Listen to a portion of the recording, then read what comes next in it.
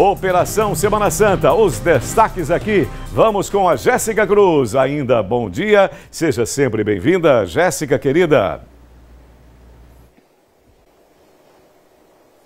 Oi, Sérgio, bom dia para você, para quem nos acompanha. Os policiais rodoviários federais já estão em ação desde as primeiras horas desta quinta-feira. Quinta-feira santa, né? Mas a gente tem um feriado prolongado aí e vale muito chamar a atenção desse condutor para o excesso de velocidade, o não uso, a não ingestão da bebida alcoólica. A gente fala sobre esse assunto daqui a pouquinho. Verdade, Jéssica, tudo que é muito importante, querida. A gente já se fala, muito obrigado. Puxando agora pela memória. Você se lembra?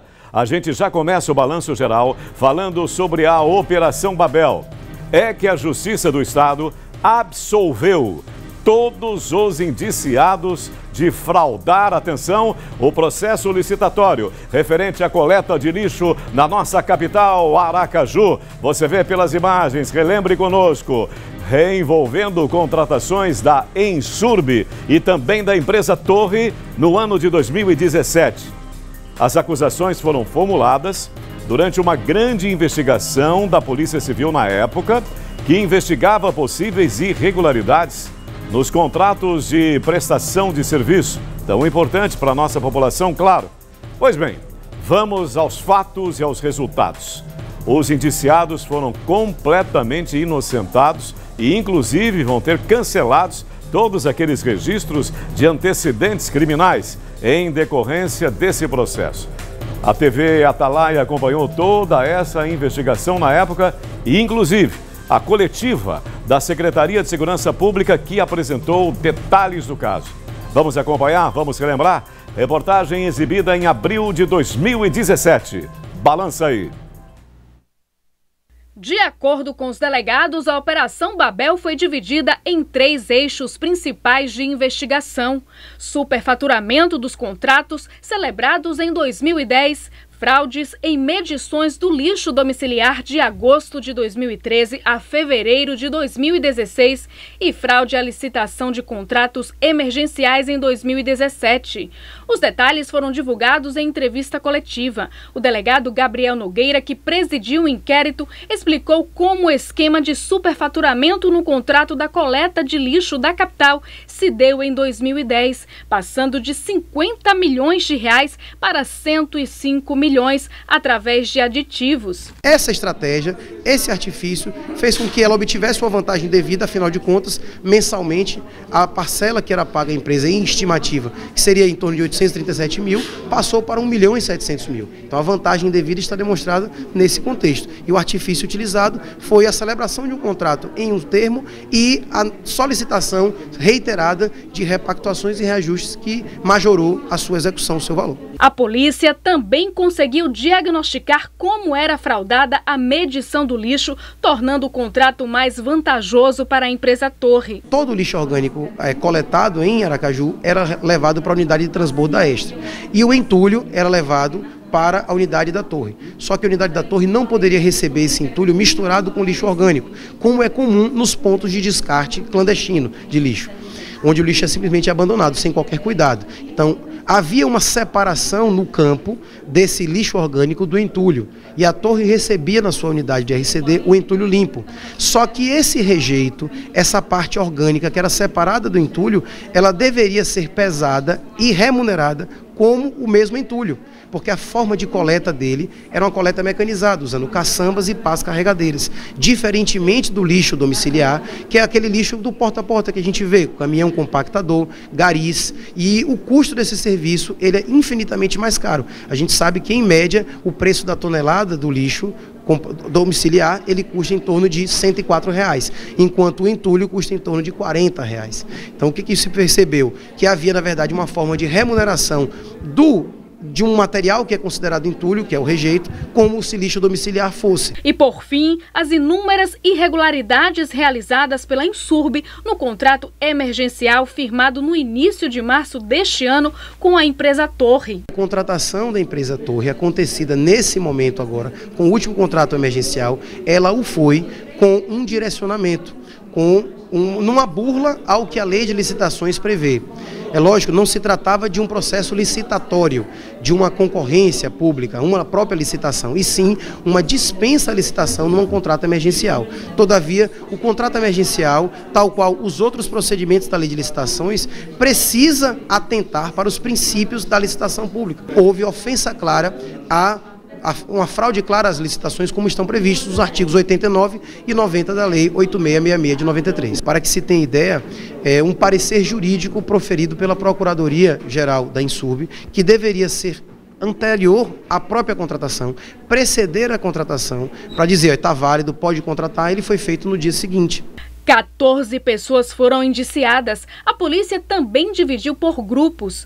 Núcleo Torre, José Antônio Torres Neto, sócio proprietário da torre, Soraya Machado Torres, sócia da torre, José Carlos Dias, diretor da torre, José da Silva Araújo, diretor da torre, acusados de associação criminosa, estelionato majorado e fraude a processos licitatórios.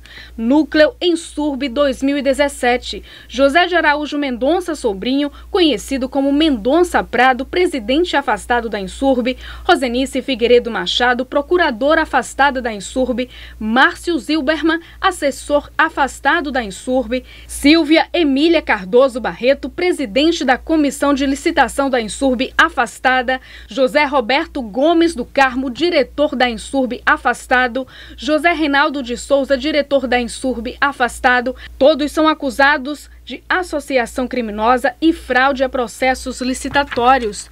Núcleo Insurb 2010. Lucimara Dantas Passos, ex-vereadora e ex-presidente da Insurb, acusada de estelionato majorado.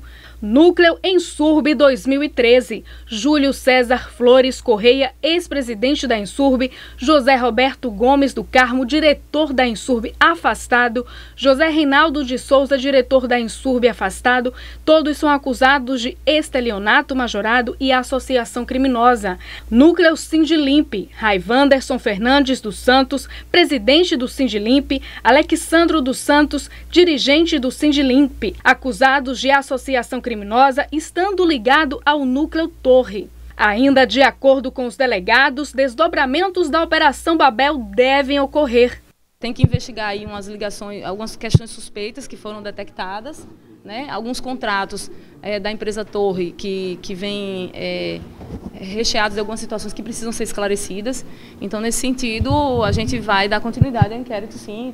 Muito provavelmente esse inquérito vai gerar filhotes, como a gente diz, né? Um inquérito mãe que vai gerar alguns filhotes, aí vai dar continuidade. No inquérito remetido à Justiça, os delegados também citam o nome do prefeito Edivaldo Nogueira. De acordo com as investigações, saques suspeitos de elevadas quantias em dinheiro efetuados na boca do caixa pelo dono da empresa Torre, José Antônio Neto, às vésperas do segundo turno das eleições municipais, aliados a contatos telefônicos mantidos com o então candidato a prefeito Edivaldo Nogueira, que foi inclusive contra a instalação da CPI do lixo na Câmara de Vereadores.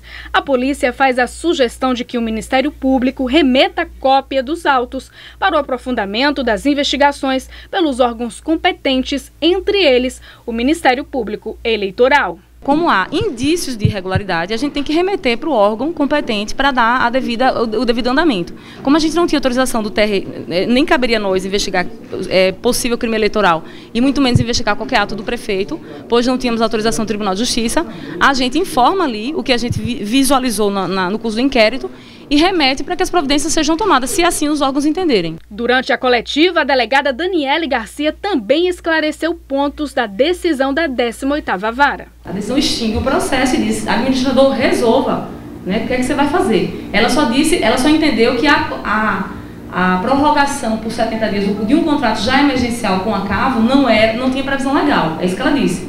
Então agora você veja o que você faz, se faz um novo emergencial, ou se retoma o contrato com a torre. Agora, qualquer que seja a sua decisão, arque com as consequências dela. A justiça é a verdade em ação. 2017, 2025, 8 anos nos separam desse fato. A Daniele Garcia que acabamos de ver nessa reportagem em 2017, que à época era coordenadora do DEUTAP, se pronunciou através das redes sociais. Vou ler aqui com você rapidinho, que seja. Sobre a decisão judicial no âmbito da Operação Torre de Babel, reafirmo minha plena confiança no trabalho sério e comprometido da Polícia Civil e do Ministério Público do Estado nas investigações que apuraram possíveis irregularidades na contratação emergencial da empresa responsável pela coleta de lixo em Aracaju.